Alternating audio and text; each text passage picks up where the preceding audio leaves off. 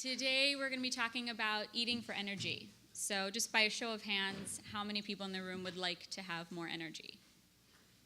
Okay, it's pretty unanimous, it's true. How many people crash around 3 o'clock? How many people need coffee to get their day started? What about sugar? Sugar helps. Those like 5-hour energy drinks, does that help anyone?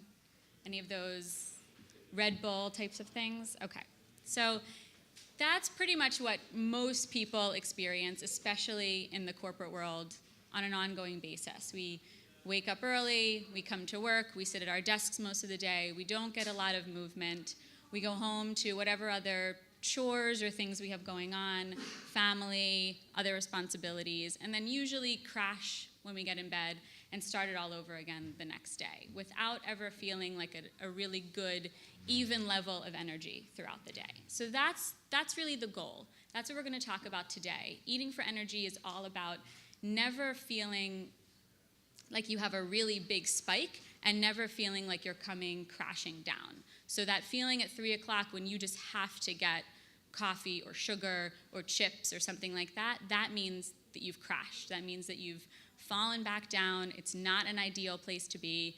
We're going to talk about how it can wreak havoc on your blood sugar. It can be very inflammatory to the body. It can cause a lot of health conditions.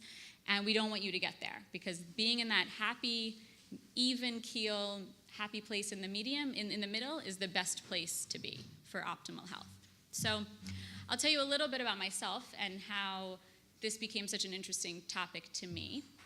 So my name is Deena Barselah. I'm a holistic health counselor and educator.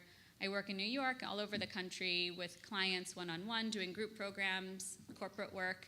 And I actually used to work here at the stock exchange. I worked in HR, and I did talent management and run the mentoring program and all sorts of great training for the whole company. So I wasn't on this side of it. I was more organizing the training, so it actually is very fun to be up here talking to everyone. And prior to that, I worked at Google. I had a long chain of different corporate jobs, and I consistently felt really low energy. And even being interested in holistic health and nutrition, I couldn't quite figure out the best way to have that energy. I would still crash. I would still want coffee or iced coffee in the summer. I'd still go for sugary things. And I couldn't really figure out until probably just a couple years ago what the best way was to do it. And the answer really is in just eating real food throughout the day. And we're going to talk about some of the triggers, some of the things that can increase energy, some of the things that can deplete energy. And you'll probably be surprised of some things that you might be consuming on a day-to-day basis that is causing some of these issues for you. So we'll get started. And of course, if there's any questions at all throughout the presentation, please feel free, chime in. Brian has a microphone, and we'd like it to be as interactive as possible because everybody will benefit from your questions. So if you can imagine what your life would be like if you had an abundance of energy, and just think to yourself for a second what that means to you. You know, you wake up, you feel great, you don't need a cup of coffee to start the day, you come to work, clear head, no brain fog, you can focus. Lunch comes around, you're ready to eat, you're hungry, but you're not starving. After lunch, you don't crash, you don't need coffee, you don't need sugar at 3 o'clock. You feel good throughout the afternoon, you go home, and gradually throughout the evening, you get more and more tired until you go to bed and have a restful night's sleep that is really rejuvenating and gives you everything you need to wake up the next morning and start the day again. How many people experience that? Okay, so that's the goal. That's what we want to get you to today. So some of the factors will increase your energy and some of them will decrease. So let's talk about some of these. Caffeine. We're getting started with the big punch here. So caffeine can cause stress in the body. And when we say stress, that means emotional stress and physical stress. So the emotional stress is when you think of someone saying, oh my gosh, I'm so stressed out. I can't handle what's going on right now. And sometimes caffeine will actually cause that in the body because it can cause emotional disturbances and it can make you feel stressed. Caffeine can also cause physical stress, which means it can release certain hormones in the body that make you have a physiological stress experience where your body's experiencing inflammation, perhaps you're having digestive issues, you might break out, you might get sweaty, all sorts of different physical signs of stress. And caffeine can cause that for people. A lot of people don't realize that it's the caffeine that's causing that. So if you're experiencing some of those symptoms on an ongoing basis, it would be good for you to look at your caffeine intake. And I also said emotional disturbances, so the jitters, feeling really hyped up, anything that when you think of, oh my gosh, I'm on a stimulant, that is caffeine doing its job, but doing it probably wreaking havoc on your body, and it can be pretty strong for your body. So blood sugar swings. A lot of people think of blood sugar swings as just coming from eating sugar, from eating sweet things. But coffee can cause blood sugar swings as well, again, because of the interaction it has with certain hormones in the body. Your insulin might kick in because your body might consider that a state of stress, and we need to take care of that if your blood sugar spikes. So your insulin will kick in. That can also cause some stress symptoms. So again, we're dealing with a lot of different things that we might not think of as just what we think of caffeine typically helping. GI problems. So anybody that experiences bloating, gas, constipation, any of these different things, this can often come from caffeine. A lot of people use caffeine as a way to go to the bathroom, but it's not actually a very healthy mechanism for doing that. It's important to look at the diet and getting at the root of what might be going on in the body. Nutritional deficiencies. So just by the nature of what caffeine can do, it can actually pull calcium out of the body. It can block other absorption from vitamins and minerals. So you might have a nutritional deficiency if you're consuming a great deal of caffeine on an ongoing basis. Adrenal exhaustion. Has anyone here heard of the concept called adrenal fatigue? No. Okay, so this is something that's becoming more common, more understood in the medical world now, and it's probably something that I would imagine half of the people in this room are experiencing. And you might just experience it as you're tired all the time, and that's what you know because you work really hard, you have a family, you have a lot of different responsibilities, perhaps you're in school part-time in addition to working full-time. There's a lot of different reasons why you might just feel depleted and exhausted all the time. But there might actually be a health condition going on, and this is known as adrenal exhaustion. So your adrenal glands are located right above your kidneys. They're about the size of walnuts, and they sit on top of your kidneys, and they're in charge of releasing a whole bunch of hormones, like adrenaline, cortisol, certain female hormones, testosterone. They have a very, very big and important job for the body. But what has happened to a lot of people today is that their adrenal glands have been so overworked because they're in a constant state, people are in a constant state of stress. And we don't realize that. But it just like someone with diabetes, they have insulin resistance. Their body can no longer release the insulin that it needs to release because it's been overworked. The same thing happens with your adrenal glands. So at a certain point, your adrenal glands can no longer release what they need to release to give you the relief from stress. So cortisol, for example, is a stress hormone. Your body releases cortisol when you're in a state of stress so that you can handle it, so that you can come down from that stress. And evolutionarily, our bodies have been trained to deal with stress in very much like a fight or flight type of experience. So you're in extreme danger, your body mobilizes to handle anything that is coming its way, and a whole boatload of cortisol is going to be released so that you can handle that stress, so that you don't fall apart, so that you can still survive. The issue, though, is that we're in this constant state of fight or flight, or actually just in a chronic state of this. So what happens is your adrenals can no longer handle that load of stress that's coming its way, whether it's from work or family, family pressures or whatever might be going on, just perhaps too much to handle, and your adrenal glands get exhausted. Now, caffeine, the reason why we're talking about adrenal health when it comes to caffeine is because caffeine will signal your body, oh, okay, I got it covered. I'm going to give this person the energy they need. I'm going to handle whatever's coming our way because it's a drug, it's a stimulant. It can make the person mobilize in the way they need to. And the adrenal glands say, oh, caffeine, you got it covered? All right, thanks, latte. I don't need to do my job. And the adrenal glands continually stop releasing the hormones that are there for your health and survival and benefit long term. So the same thing happens with anything caffeinated, anything that's really stimulating, the adrenal glands take a back seat to that because these are really strong drugs, essentially, that are being put into the body. So the adrenal topic is a big one. I encourage you to check it out, to maybe even just to Google adrenal fatigue. There's lots of different questionnaires and things online to get to the root of if that might be going on for you. It interacts with a lot of different hormones. If you are experiencing adrenal exhaustion, it's something that's really important to take care of. It's something that I've worked with a lot of people on, and you can overcome it, but it does take some time and some work and some real change. And then you'll be amazed at the energy you have because you were dealing with this health condition for a while. Dehydration, I'm sure a lot of people have experienced. You drink a cup of coffee or you drink an iced coffee in the summer thinking, oh, I want something cold and refreshing. You drink an iced coffee and you're that much more depleted and dehydrated later on. So that's actually, it's not a good mechanism for hydration. It doesn't work. It actually pulls hydration out of your body. Okay, so sugar addiction. I know addiction is a strong word, but most people that eat sugar on an ongoing basis throughout the day are addicted to sugar. And the reason I use the word addiction is because when you don't have it, you crave it.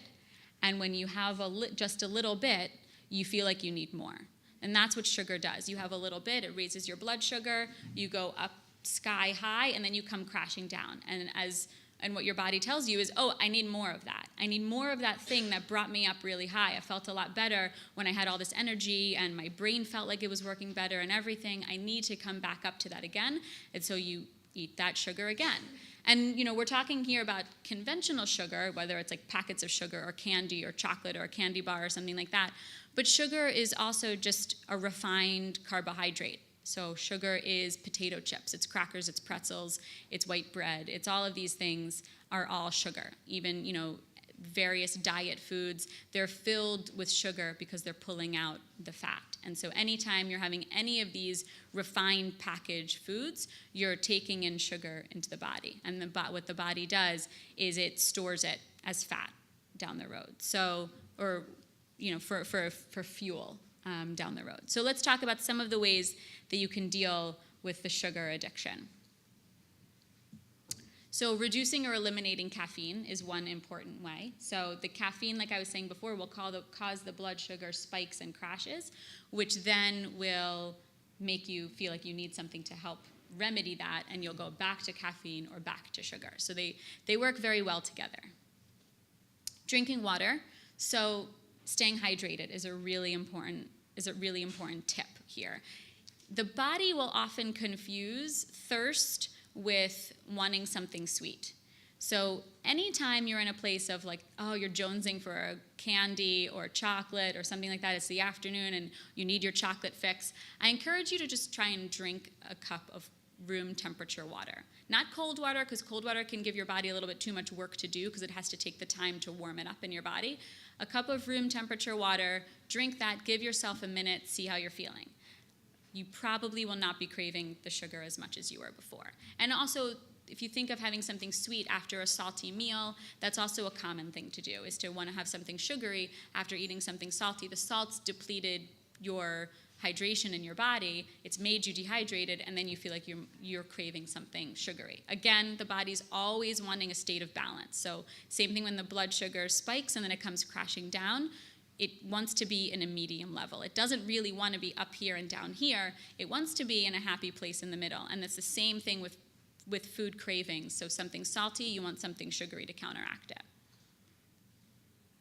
So eat sweet vegetables and fruit. If you can eat naturally sweet foods throughout the day, you're going to notice a tremendous difference in your sugar cravings. So that means you start your day with some fruit at breakfast, or you have a good smoothie that has some good healthy protein and fat in it as well, because you don't want all the sugar that'll spike your blood sugar just the same. Having oatmeal with some fruit in it will also help. Natural sweeteners like honey or maple syrup will make a big difference too. So that'll really help keep your sugar cravings, so you won't go for something really refined and packaged, and that is like something with high fructose corn syrup or something with some of those really unnatural sweeteners. You'll be naturally giving yourself sweet foods throughout the day. So at lunch, You can have a salad, you can put some dried fruit in it, you can put a sweet dressing on it. Having roasted vegetables in your salad is another great way to do it. Sweet potatoes, carrots, beets, all of these things are naturally sweet. And if you eat them consistently throughout the day, you're not going to get to a point at 3 o'clock where you're really craving something sweet. If you eat a lot of really savory, really salty things all day because you're depriving yourself of sweet foods, then you will crave that sweet because we're naturally wired to want sweet things. Okay? So gentle sweets, that's like what I was saying, the honey, the maple syrup, these are natural sweeteners. They're not so hard on the body. If you suffer from blood sugar issues or you have diabetes, you do want to go for more of the low glycemic sweeteners. Things like stevia is a natural sweetener, and that's a more safe one to use.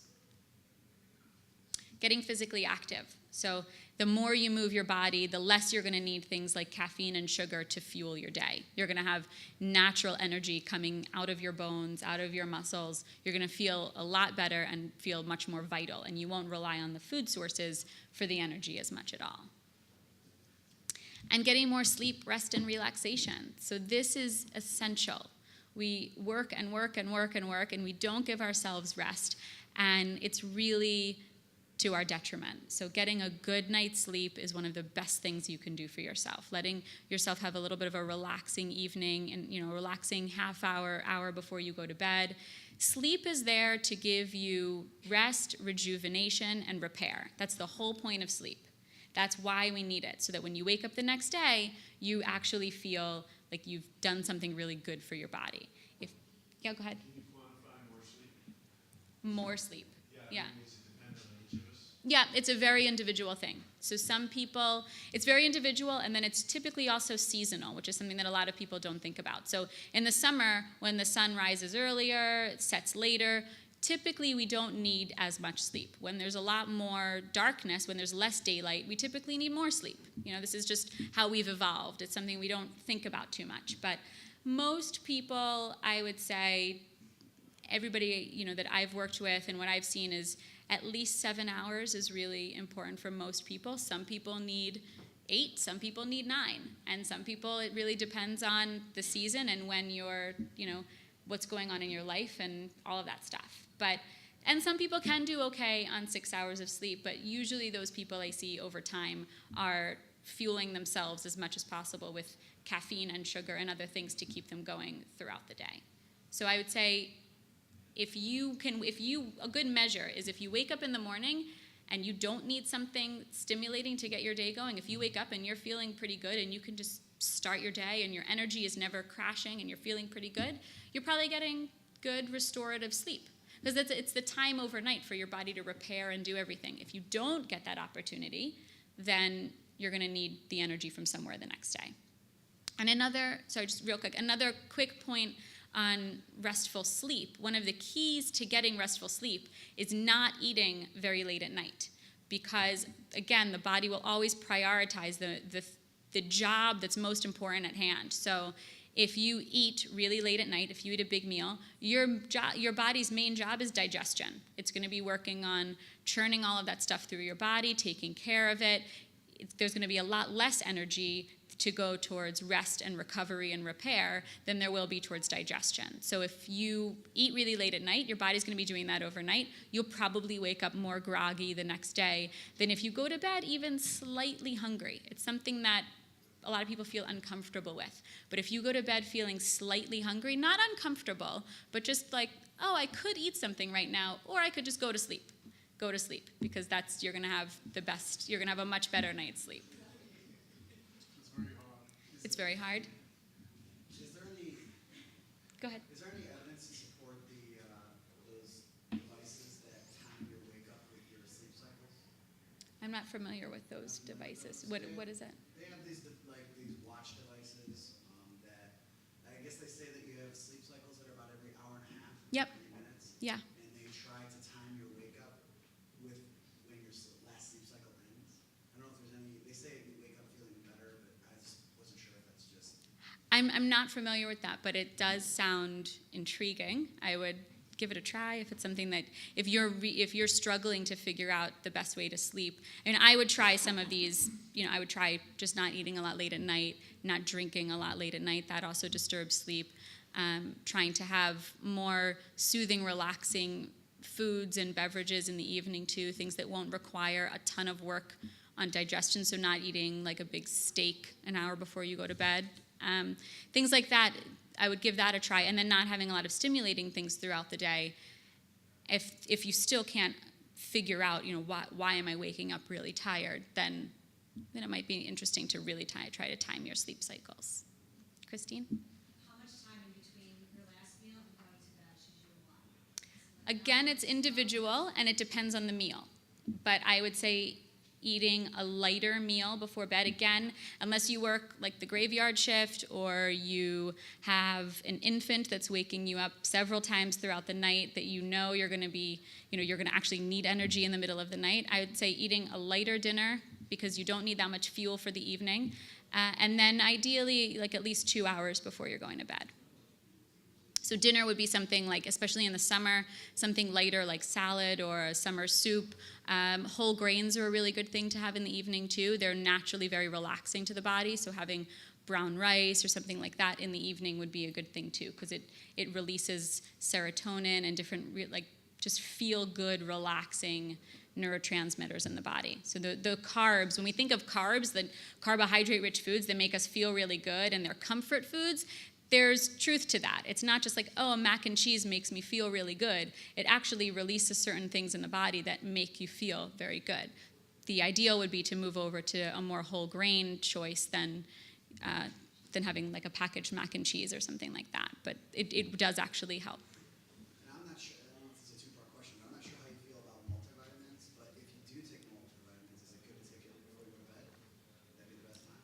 No, I would take it with meals. Vitamins always you want to take with meals. Herbal supplements you want to take between meals, but a vitamin you want to take with meals so that all of the fat-soluble vitamins in the multi get absorbed with the food. And I would take it earlier in the day. All right, I'm going to move forward a little bit. We have a bunch of stuff to cover. I would say this is a big one. So evaluate the amount of animal food you eat. A lot of people either overeat animal food or undereat animal food. And that is a very individual thing to figure out for yourself. I know a lot of people that don't eat any animal foods that are constantly exhausted. And when they do just have some fish or a little bit of meat or something like that, they feel like they have tons of energy. And it goes right into their muscles. It replenishes their iron and makes them feel really good. Some people eat too much animal foods, and that can actually bog down the digestion, slow you down, and make you feel more sluggish. So this is a very individual thing. This is where, the whole concept of bio-individuality, what works for one person doesn't necessarily work for another person, which is why diets are a hard thing. A one-size-fits-all approach is a very difficult way to help people feel good and lose weight and have the energy they want. But animal foods are a good thing to tune into. And then the fat-free and low-fat packaged foods. This is probably my number one biggest piece of advice, is to really evaluate, to look at how much you're eating that has a label on it that says fat-free or low-fat. When it says fat-free or low-fat, it always, without a doubt, has more sugar in it because it's compensating for the fact that the fat's not there. Fat is what makes food taste good. So eating food with good sources of fat, natural fats, it makes food taste really good. It gives it a mouthfeel. It brings out the flavor in foods. When we keep on taking fat out of the food, food just doesn't taste good. And it's filled with sugar. And that sugar is what causes stress in the body. It causes inflammation in the body. It causes your adrenals to over-release that cortisol and all those stress hormones. Stress causes weight around the middle of the body because if your body's in a state of stress, it's going to say, oh, something's wrong. I need to hold on to my reserves. I need to hold on to everything to survive. And it's a survival instinct. So sugar leads to inflammation, leads to release of these hormones, which causes extra weight on the body and a lot of fatigue. So I'd really evaluate that stuff. And these fat-free and low-fat packaged foods typically have a whole bunch of other preservatives and all sorts of stuff in it that is very difficult for the body to handle. So you want to get away from that and just eat real food that's cooked in oil and healthy fats. Experiment with spices. Just another little tip here is to start, is to put things like cinnamon and nutmeg and different sweet spices in your food, because that makes a huge difference for making your food actually taste really delicious. So just another thing to experiment with the sweet spices. And then slow down and find sweetness in non-food sources. So this is the holistic approach to health and nutrition coming through. So if you're feeling like you need a lot of sweetness from food because you're missing sweetness in other areas of life, that's a really important thing to tune into. It's something that is very individual and something that it takes exploring and really thinking about. But I have encountered a lot of people who go to the fridge in the evening for comfort when they're not getting what they need from, let's say, a loved one or from other sources in their lives. So sometimes you just need a hug. Okay, so whole foods versus refined foods. This is just a quick little explanation of what we're talking about here. So when you think of a grain of rice, white rice is just the starch. It's just the sugar in the center of the whole grain. Brown rice has the bran and the germ on the outside of the grain, and that's where all the protein and healthy fat and fiber and everything that's going to slow down the absorption into your bloodstream, that's all in the outside of the grain. And you want that. You want to take that in because you don't want something going straight into your bloodstream, spiking your blood sugar right away. So anything that's a refined grain, so bread, chips, crackers, pretzels, all of that are refined, versus a whole grain like a brown rice or buckwheat or millet or quinoa or even just having wheat berries, something like that. Those are all sources of whole grains. And something that also to look out for is that you'll see on a lot of packaged foods that it'll say enriched. It'll say enriched or it'll say fortified. The truth is that it's neither enriched nor fortified. It's actually quite depleted. And the reason it'll say that is because it's a packaged food that in the processing of the food, the proteins and everything were stripped out. All the good stuff was taken out of the food, and the vitamins are gone, and all the good stuff is gone, and then it's plugged back in synthetically because it goes through high pressure and high heat and all that stuff to go into a packaged food. Same thing happens with milk. So when it says fortified with vitamins A and D, that means that in the ultra-pasteurization of the milk, all of that stuff was gone, and then it was plugged back in synthetically. So it's just something to look out for when you're eating any packaged food. It's most common that it says it on cereal. So that will also deplete your energy. Having anything that's refined versus whole. You want to build your body up with whole nutrition versus a fractionated refined food.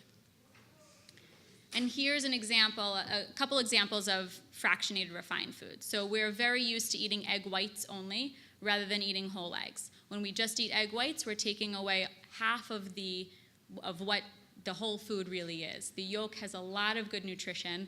Yes, it has cholesterol, and the cholesterol in the eggs will not give you heart disease.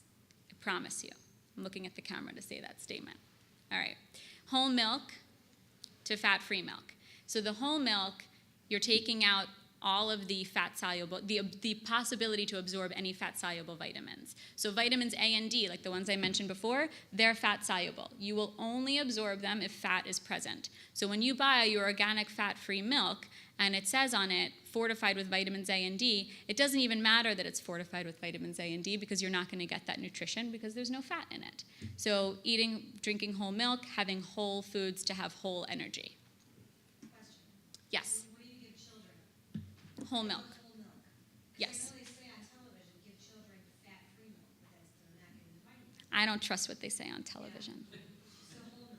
Whole milk, definitely. Especially, for growing kids, they need whole foods as much as possible. They're growing, they're building their bones. They won't eat. The other thing is they won't get calcium. People think, oh, drink your milk, have fat-free milk so you get your calcium. It's not true. You don't get calcium because the phosphorus is gone when you take out the fat, and you need phosphorus to absorb calcium. So you're not getting any calcium from that milk anyway. So whole milk, preferably organic. Even better than just organic from the store would be going to the farmer's market to get your milk because it's actually pasteurized at a slightly lower temperature, which gives you even more nutrients available in the milk. And there's farmers markets everywhere. There's great dairy at the farmers markets. It's a perfect place to buy your milk. And this is just a quick summary. So we want to stay away from fractionated foods so that we have whole energy. If you eat fractionated foods, you'll experience a fraction of the energy that you should have. If you eat the more fractionated foods, you're not benefiting from all the nutrients available. You're missing the whole nutrition. You need the fat-soluble vitamins. And quite honestly, it just tastes a whole lot better. And then the bottom example is just eating whole chicken on the bone with everything versus eating boneless, skinless chicken breast. So even though everybody advocates skinless, you're saying eat the skin? I'm saying eat the skin from preferably from a chicken that was pastured, meaning it was out eating the diet it was meant to be eating, not grown in a factory, eating grains that's not suitable for that diet. Ideally, all of your animal products, you want to be eating any animal products that were eating the diet they were meant to eat. So cows are meant to eat grass. That's it, grass and hay.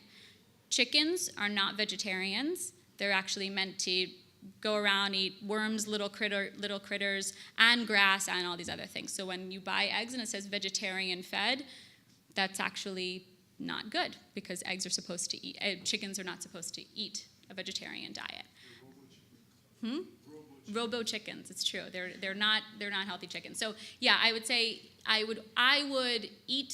happily eat the skin on any chicken that was fed the diet it was supposed to eat, because otherwise toxins are stored in fat, and the fat is also in the skin. So if you're going to be eating a factory farmed chicken, then I probably would not eat the skin. But ideally, you're getting chicken from a good source. What's the key to know that the chicken is in the diet?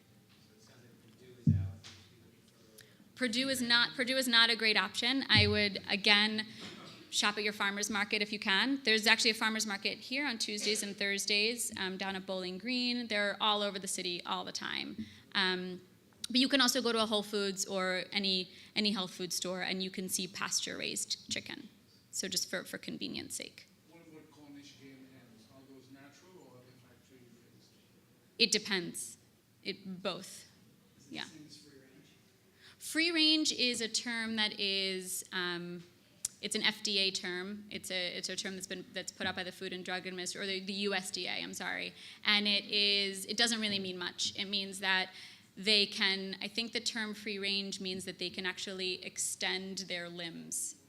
So their limbs are free range, but the rest of their body not so much. So that's technically what the term means. So it doesn't actually mean all that much. You really want to get pastured animals. You want to get your dairy from pastured cows. You want to get your chickens that are pastured. And you don't have to only shop at the farmer's market. You can get this at Whole Foods. Whole Foods now has a whole new rating system where you can see the source of the animal products. Natural doesn't mean anything.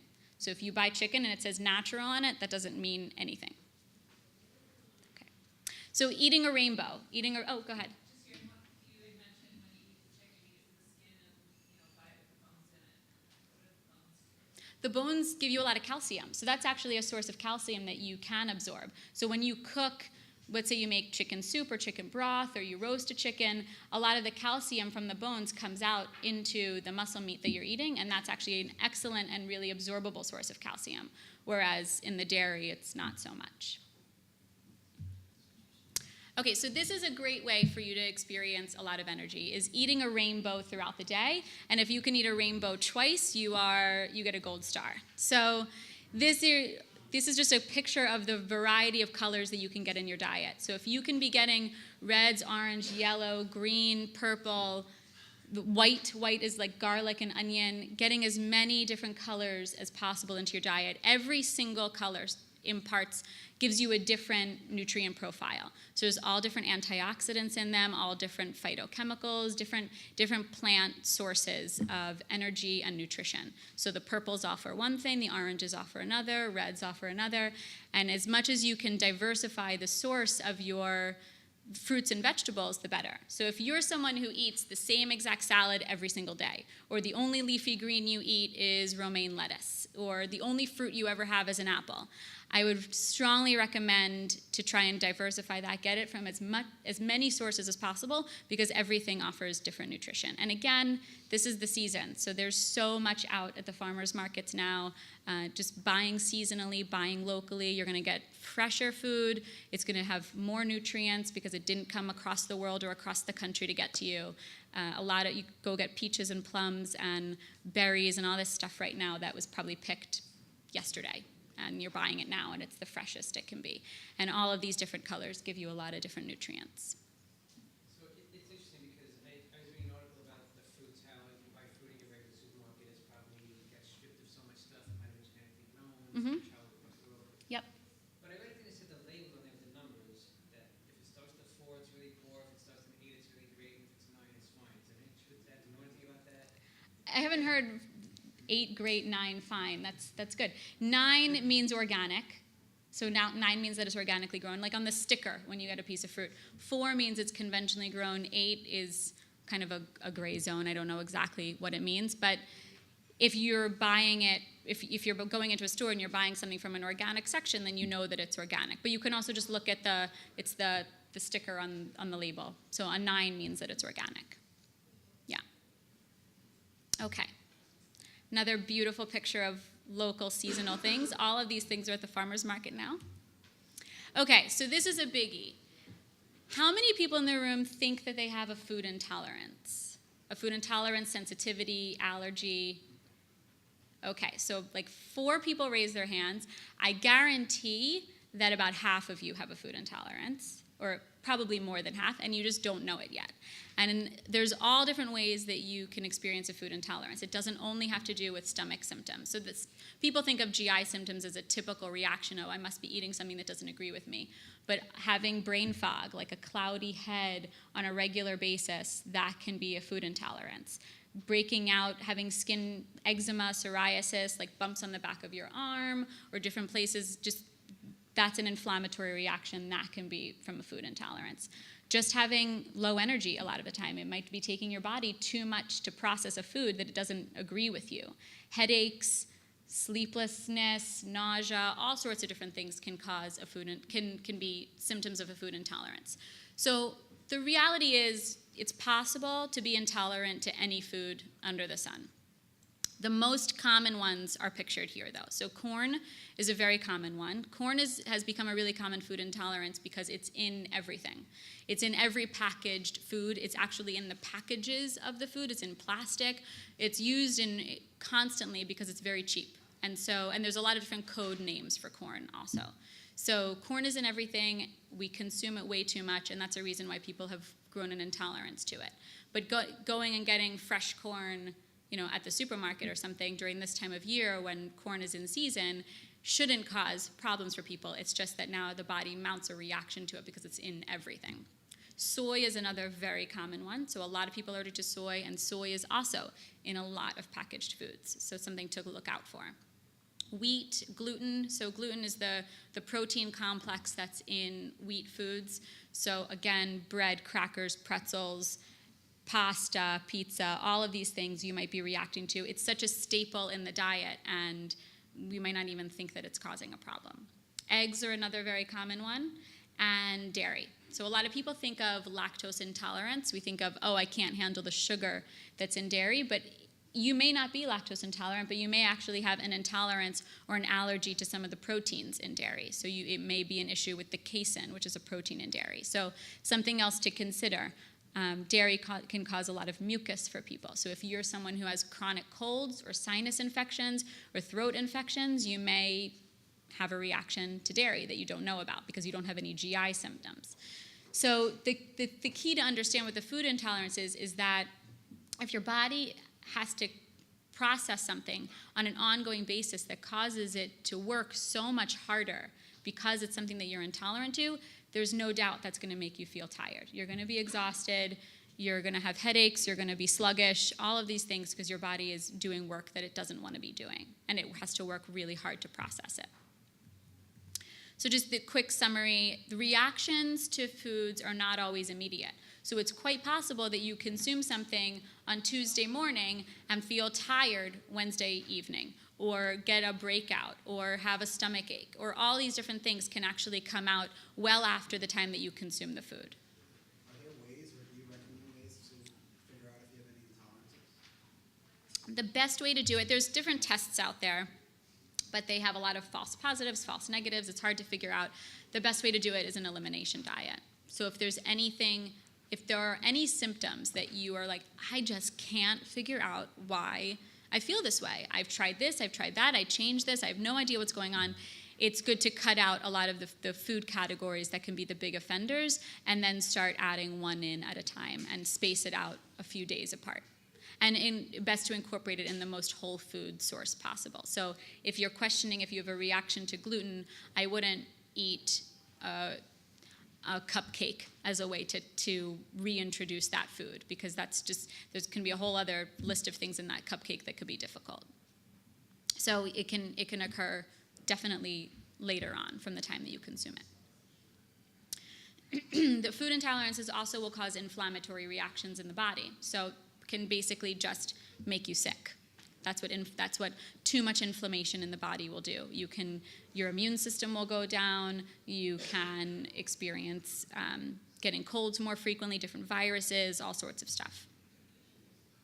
Weight gain can be fluid retention caused by the inflammation and a release of certain hormones. So the reality is, if you have a food intolerance, you may be holding on to weight simply because your body is forced to do work that it doesn't want to do. It's causing inflammation, and it's causing your body to see it as being in a state of stress.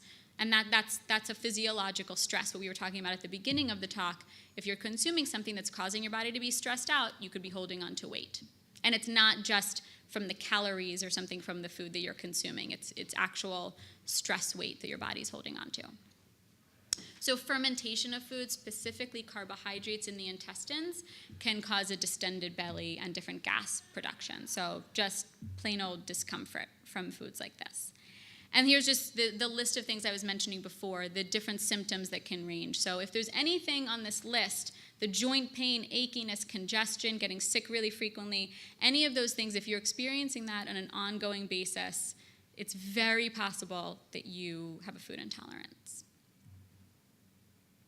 And it can, as I said before, can weaken your immune system over time.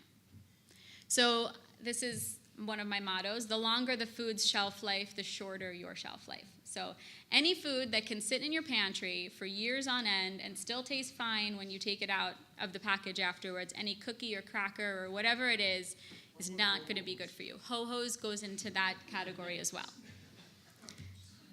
So this is just a quick summary of some of the things we were talking about. Oh, go ahead.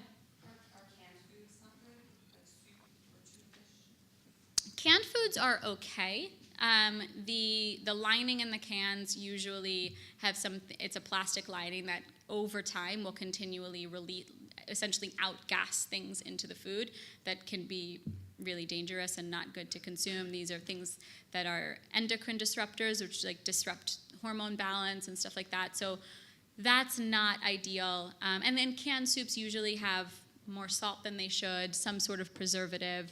It's not the worst thing. It's much better than Ho-Ho's, for example, but it's not ideal. Yeah. Okay.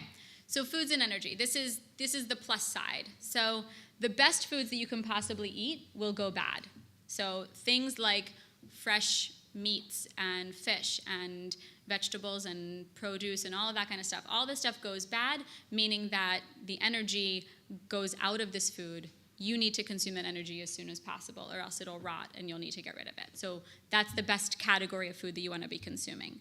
Foods that are alive will make you feel alive. So again, anything growing in the ground, different animal foods, all these kinds of things will give you the energy you want. Things that are coming out of a package, not so much. Food has more nutrients when it's fresh. So again, if you can buy stuff at the farmer's market or buy fresh produce, that's going to be much more nutrient full than something that's, again, coming out of a package or sitting in your pantry for a long time.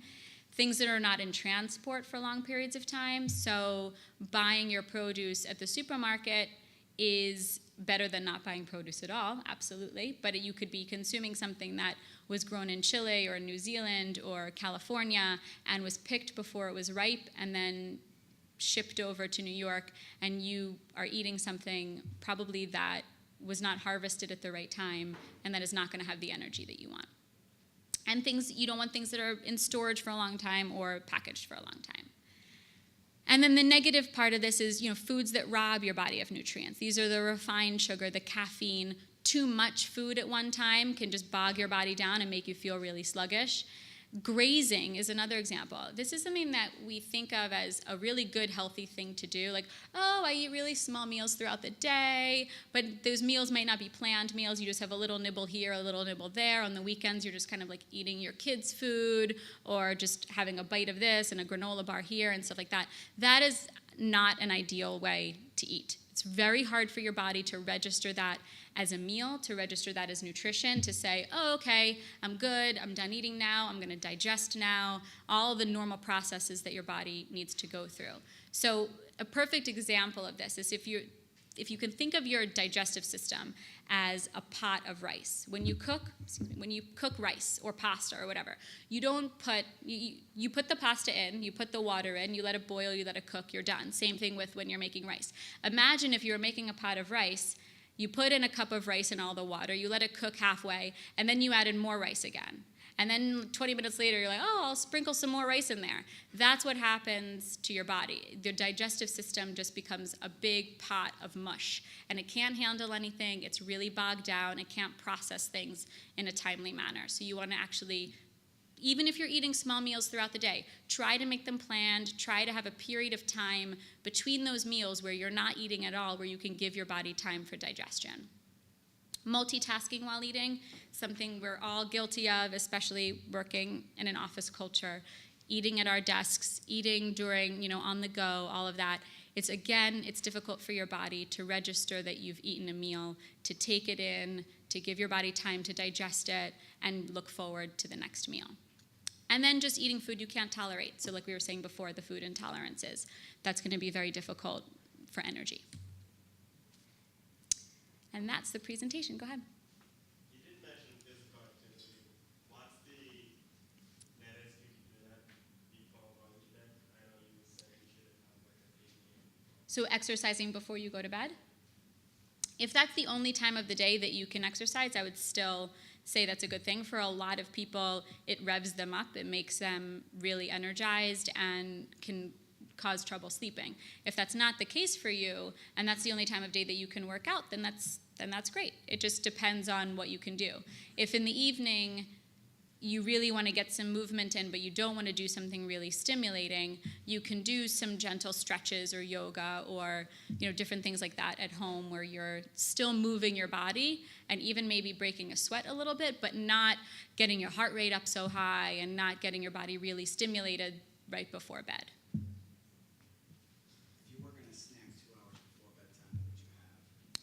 I would have a piece of fruit. Yeah. That would be, because fruit is easily digested. It doesn't take much for the body to handle it. Fruit by itself.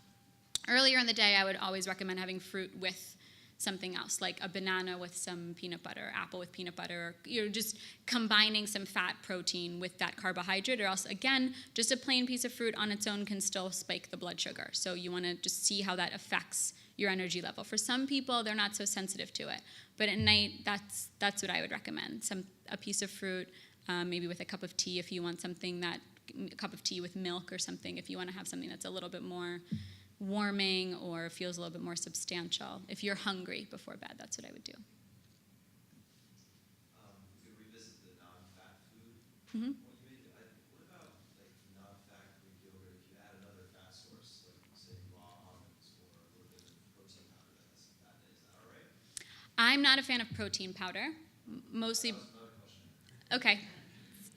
Killing two birds with one stone. Okay, so the protein powder thing I don't like because it is isolated protein, which means that it's stripping it of all the other things that it would normally have, and it's just the protein, and we're not equipped to absorb protein in isolation. So whenever we're eating protein, we're eating a whole thing that has other vitamins and minerals and probably fats and carbohydrates and other things going on with it. So eating protein in isolation can be dangerous.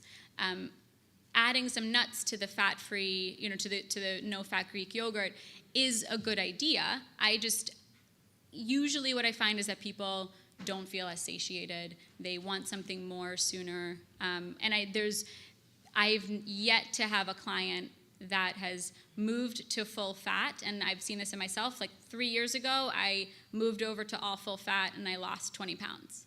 So I don't ever eat fat-free foods. I don't ever eat low-fat foods. And I have not yet worked with one client who has moved over to full fat that has gained weight. So if it's from that fear. Because you will feel satiated and not eat as much later? Yeah, because your body wants whole food.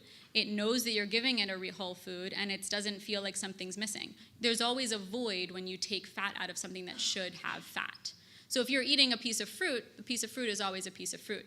Dairy would normally have fat. A chicken would normally have other stuff. It would have a bone and skin on it and different things. So yeah, people feel much more satiated. Their cravings change dramatically. To people typically that are on a very low-fat or fat-free diet, crave sugar like nobody's business. And the sugar causes a lot of stress and weight gain.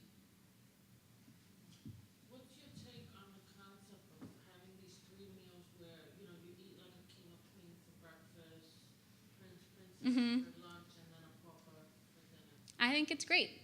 I think for most of us, we don't need a ton of fuel in the evening. And food gives us energy. Food is also delicious and fun and something to celebrate and enjoy and all these other things that go along with it. It can be quite emotional, but it is fuel first and foremost. And we don't need so much energy in the evening. So usually we need a lot of energy and brain food and brain power and stuff like that to get our day going. Same thing midday, and probably less in the evening. And it depends on the individual, and it depends on the occasion and what's going on. But on a typical weeknight where you're home and you're just having dinner and then going to bed a few hours later, you don't typically need to eat too much in the evening. Any other questions? How do you feel about vitamins? Supplements? It's a thing of the source is the most important. So vitamin A is not vitamin A is not vitamin A. You can be getting a really, really toxic, terrible form of a vitamin from, like, if you go into Duane Reade and buy your vitamins, it's not the best source of a vitamin. They're not as well tested. You want to be getting it. The whole vitamin supplement industry is not a regulated industry. There's no one out there saying you have to put this in it in this way and testing it. So any company can make a vitamin, and they can be really great. I take certain supplements myself, but I only get them in the purest form possible from places that I know test them very, very well, and there's tons of quality control, and there's nothing toxic going into them. Most companies will do it the cheapest way they possibly can. So sure, there'll be some vitamin A in there. The source of the vitamin A could be something that's not at all absorbable and quite toxic, and then there can be all these other fillers in there that won't be great. So assuming you can get good vitamins, do you recommend supplementing your diet with vitamins? I recommend if you have something that you have a deficiency in. So most people have a deficiency in vitamin D. That's just what we deal with today. Most women especially have a deficiency in vitamin D. So you might need, supplementing with vitamin D is a really good idea. I think if you don't have a deficiency and you can get it, the whole point is that it's a supplement. Ideally, you're getting your nutrition from food. That's how the body recognizes it. We haven't evolved to handle nutrients in pill form. So if you need it because you're missing something, it's a good thing to do. And if you want to take a multivitamin just as like this extra insurance, then that's fine too. But I would say it's not at all essential, and I don't recommend it blanketly to people I work with. It is a crazy question. Is there a possibility that you get too much? Let's say you're getting your vitamins, your D's and all that from natural foods, and then you're taking these supplements. Can that hurt you in any way? If it's a fat-soluble vitamin, it's possible that you can be taking in too much, that you can be reaching toxic levels. Water-soluble vitamins like vitamin B and vitamin C and all of those come out in your urine, so it's very, very unlikely that you would be too high on it. If you're getting an annual physical and you're getting your blood levels checked, then you can see where all of that is. But it's very rare for someone to reach toxic levels of the water-soluble. The fat-soluble, it is possible, but again, pretty rare. It's impossible to do it just from food sources. If you're getting it from food sources plus a whole bunch of supplementation, then you could be overdoing it. I know you voted for whole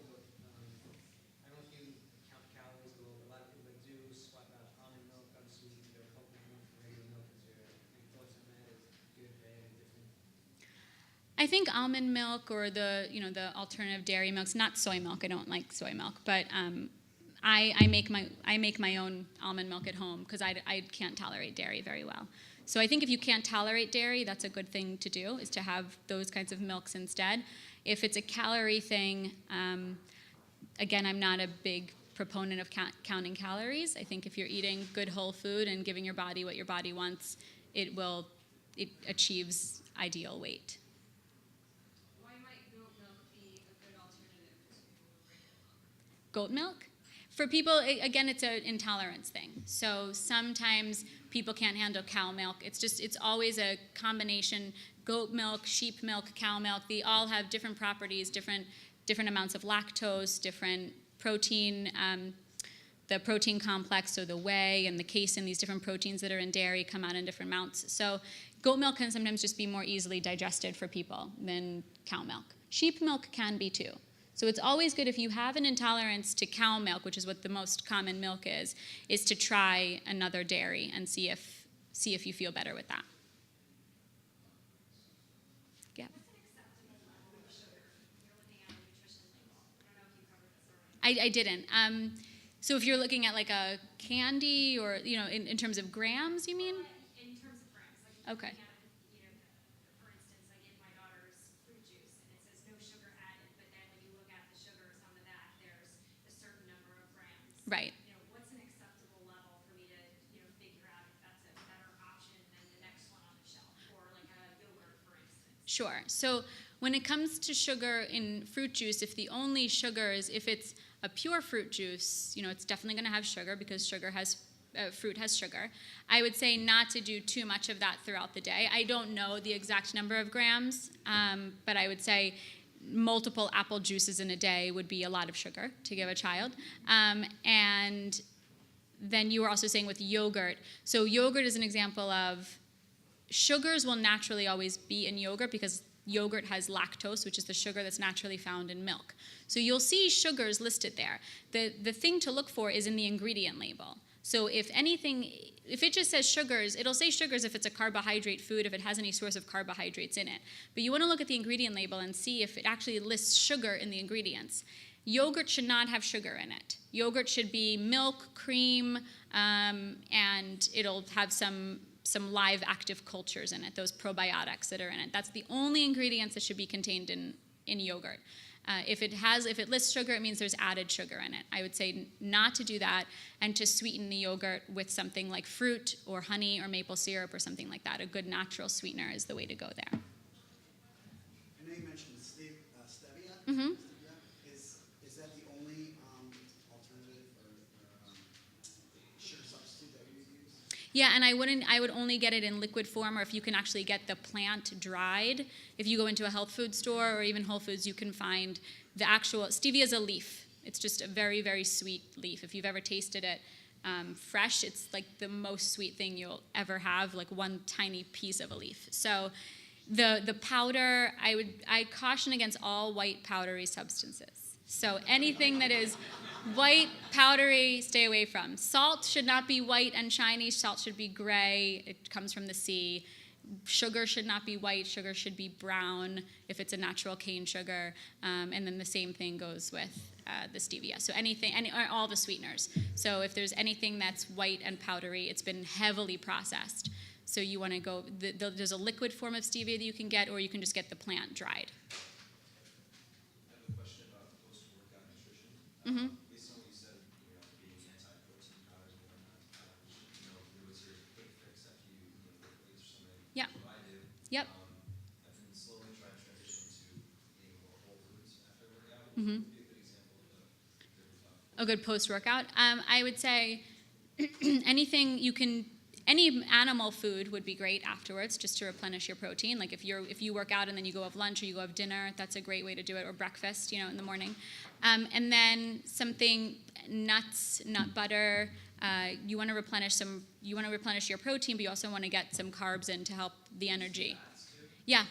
Yeah, good source of healthy fats. I mean, you want to get a well-rounded source, but the protein powder is also can be really hard on people's digestive systems. It can be very hard to handle because it's just not It's not a natural way to take in food. If you do want something like that, like if you go for more of like a smoothie type of thing, you can have a smoothie, but put some like nut butter in it, put some hemp seeds in it, all of those kinds of things that get good sources of protein. Hemp, like the whole hemp seed versus like hemp protein powder. And my last question would be coconut oil. What's your take on coconut oil? I love coconut oil. It tastes really good. I've heard like mixed things about it.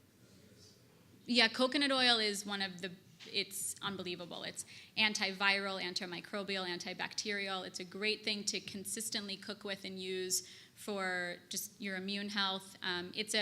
The thing with coconut oil is that while it's primarily saturated fat, which we're generally very scared of, it's the nature of the saturated fats, they're actually medium chain fatty acids, which your body burns up immediately. So it does not get stored as fat. Your body uses it immediately for energy, and it's a great fat to use.